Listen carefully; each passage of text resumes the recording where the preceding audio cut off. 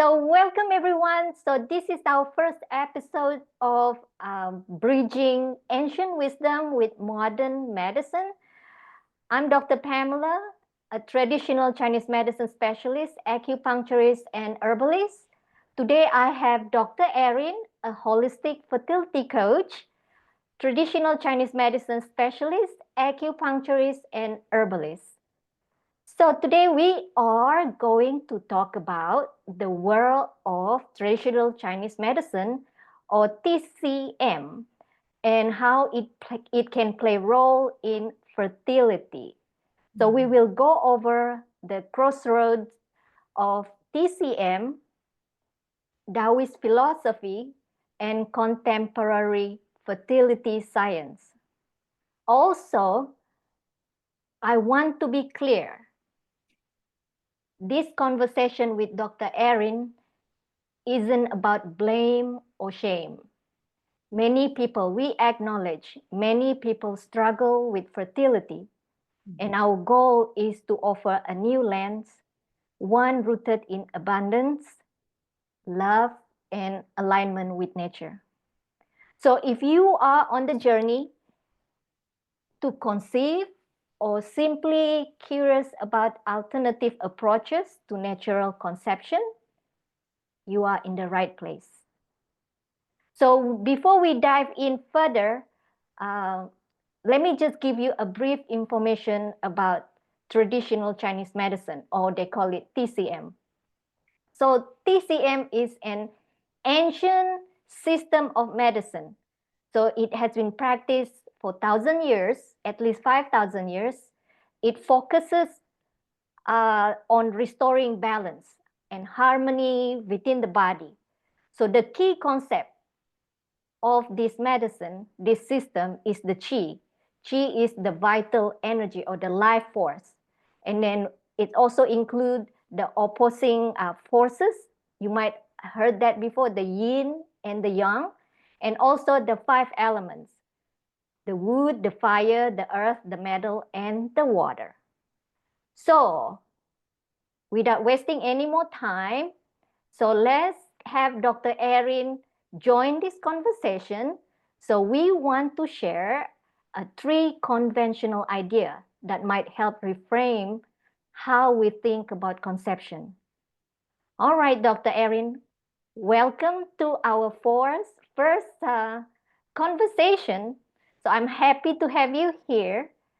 So let's start with the first unconventional idea, achieving pregnancy versus receiving it. Can you tell us about the difference?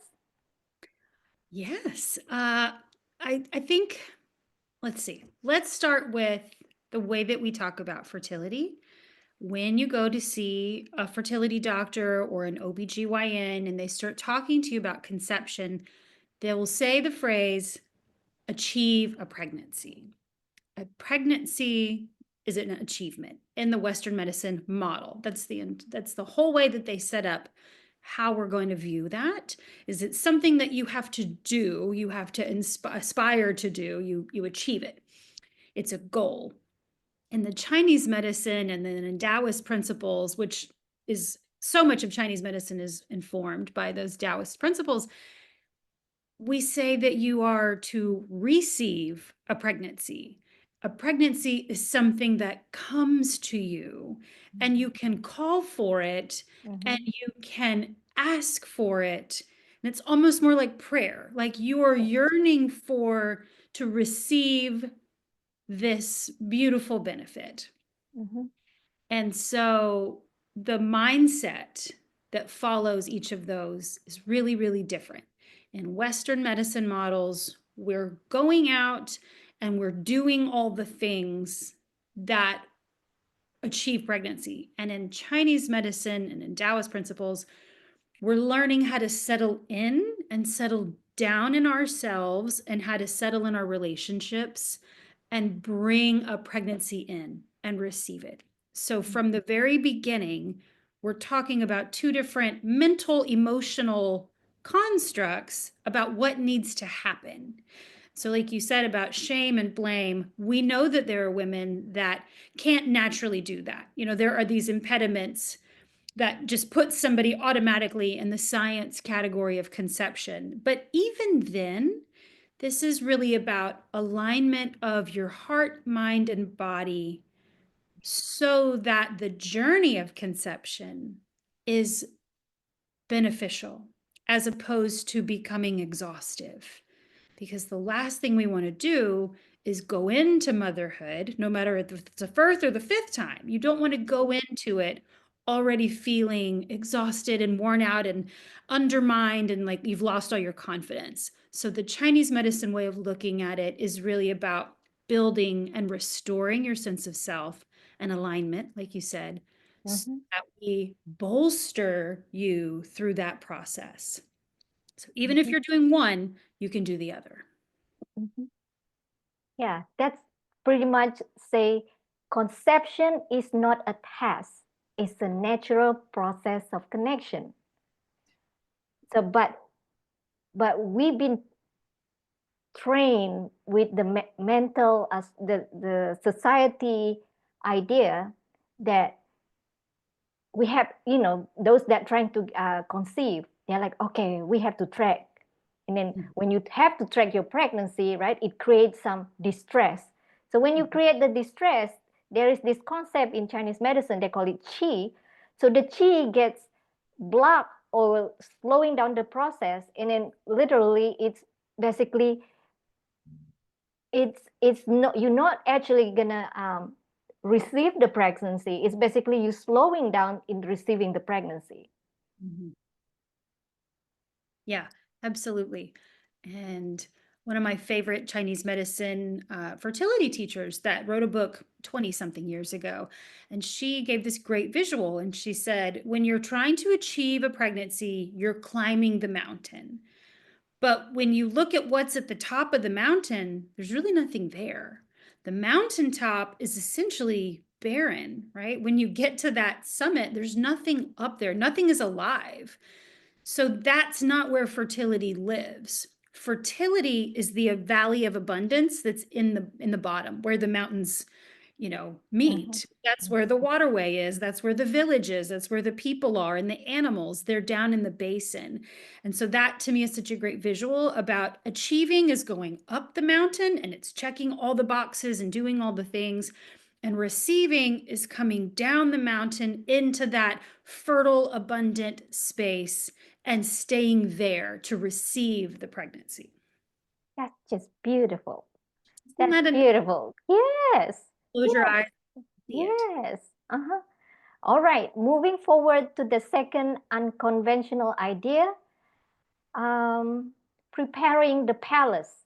I know this concept is very close with the traditional Chinese medicine theory and the Taoist concept. Mhm. So, how is this different from Western approach in fertility? Gosh, the Western medicine focuses so much on the uterus, the sperm, and the ovaries, right? We're talking about eggs and sperm, and we talk about the uterus, but we don't really talk about it in any other way than like it's where the baby goes. That's really all you get about it, unless it has some sort of an illness, a disease, if it has endometriosis or it has a fibroid. Mhm. But it's almost categorized as like a separate thing. And so when we go back to the Chinese medicine way about preparing the palace, it starts with the womb, it starts with the uterus. But even calling it a womb instead of a uterus, because to me, the uterus is like, that's the technical word, but the Yes. womb is the place where the mother and baby connect. So it already starts changing the feelings around that. And so the palace is that it's the womb, but it's also the whole mind, body, spirit of mother. You are the palace. You're carrying this pregnancy, this child into the world. So you're preparing yourself, your whole self, from your womb and your ovaries to your mind to your armpits. Everything Mhm. about you is the palace. But then you can expand that out and say, but the palace is also the relationship between you and your partner. The Yes. palace is everywhere that that baby is going to inhabit. Mhm. So when you're preparing the palace, yeah, it's a physical thing, but it's much more emotional and relational. And like Pamela and I, we always talk about feng shui and Yes. decluttering your house and looking at your environment. It's all of that stuff. So Mhm. preparing the palace is this concept of I'm readying my body, my mind, my relationship, my home, and my lifestyle. I am Mhm. readying all the things to bring baby in here. And that is the way that we talk about it. Yes. Yeah, I remember this conversation with fertility patient that seeking for fertility treatment. And in the way that I was trying to explain the preparing the palace is basically saying, if your house is cluttered, do you really think people want to come? People might want to come to your house, and if it is like too congested, do you think they feel comfortable in there? It's like make the baby like suffocated there. So it's just like it's not a grand idea. It's not like a pretty idea for them. So it's good to have this mental uh, visual before you even trying to receive a pregnancy or conceive the pregnancy properly. And I want to say also to go back to that Western Eastern thing, especially women that are working with a fertility doctor, they very quickly start being reduced to their data. They are these numbers. They are low AMH. They are low follicle count. They have all these data points that they just really start to associate their ability to bring a baby into the world with these numbers. And it's very deconstructing and it's not humanizing. And it just really leads women away from everything we're talking about and puts too much emphasis on those data points. And so preparing the palace is like, yes, those are parts of it. Those are details. That's the color of the paint on the walls. Yes, But yes, that's it, right? It's yes, not the whole picture. yes, So even if you feel like your chances are so slim because you've been given all this data, that we can let that go and we can focus on the palace and all of those tangible parts of our life. And then that does bring that feeling of control back in a way, yes, and harmonizing. And so you can just leave all that number stuff on the side and we still just go back to what's the feeling like in your home? How are you and your partner getting along? What are you saying to the child to be? mhm, And amplify that. And then that yeah, child can easier, to find you. yes, yeah. I like to think. I think many of the ancient tradition agree with this as well. So conception, we see conception as the act of co-creating. So it's Mhm. not when you say the slim chances, right? So it's basically there is another factor that the universe is working with you. But again, you have to be aligned with this. Well, part of the preparing the palace is not just like the physical part of it. It's there is the emotional part and the spiritual part of it, and of course the home need to be decent for you to like receive a new souls. So anyway, moving forward to the third conventional idea. So it's about abundance, fertility as a manifestation of abundance. So fertility is not just a biological function as we talk about this. So it's also a manifestation of abundance in the body, mind, spirit, and home. What you think about that, Erin? I 100%. And I think abundance is different for everyone, but it's Yes, not. I think a lot of times we really go straight to financial, yes, economic, material type abundance.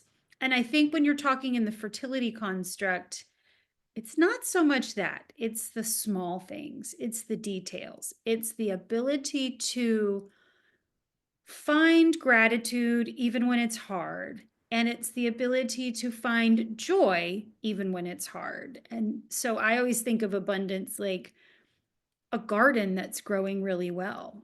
When you're connected to something that you've planted and watered and waited yes, and watched after and tended, and then it starts to proliferate, it's just, again, like it's such a great visual for even if you only have one, like Yeah, is abundance. It's you yeah. turning that creative energy into growth and life force. So I love to think about it like that. And it's that it's like it is everything we're saying about your partner and your relationship. It's knowing that you have faith and that you're good and everything is going to be okay, even though it's challenging. It's that gratitude practice. It's having the space for positive Yes. emotions, Mhm. but also knowing that there are going to be things that are sad or hard or that make you mad, and they can coexist because abundance is not only one thing. Abundance is the idea that it can all be created. It's Mhm. all available to you. You just have to keep working on it, working with it, working in it. Mhm. Well, that's basically the concept of yin and yang, the opposing forces. Fertility, receiving fertility is not just like, oh, this is going to be like cherry all the way. No, you're going to experience the up and down through the process. And then you have to take it as it is, embracing the chaos. That's Yep. part of it. Yeah. Receiving fertility is just the one part of it. When you receive the baby, you basically give birth. That's another process that you have to embrace, right? Absolutely. And it's a mindset. It's Yeah. a centered approach to life that you can practice no matter what's happening. You can have cancer and be in the state of abundance, and you can tell when somebody is in a really sad or traumatic situation, but they still approached their life with a really beautiful open heart. That's really manifesting abundance. It's like that idea that it's all part of it. That's what life is. It's the bitter and the sweet. And fertility is no separate from that. Marvelous, marvelous. All right, so I think we reached the final, the closing for this discussion. So before we uh, close this conversation, I would like to recap what we have been talking about. Okay, so the first one, we talk about receiving and achieving. So it's basically shifting from being a control freak to being open about it, receiving. Okay, so the second unconventional idea is preparing the palace. So it's basically making the space in the body, in the mind, and the spirit, your spiritual mind, your mindset, and of course, not to forget the environment of your home for the new life to come. And then the third one is the fertility as an abundance. So cultivating a rich, joyful, and welcoming environment. That has to do like more like the house need to be neat, your relationship with your husband or your partners, and then how you address or react on the environmental factor like the social, the economic, and so forth. Okay. Um, so So if this conversation resonate with you, so we love to hear from you, and you can reach out with us by put some comments below. And if you enjoyed this episode, don't forget to subscribe or share with anyone who might need this message. And then we look forward to see you guys again in the next episode. Take care for now.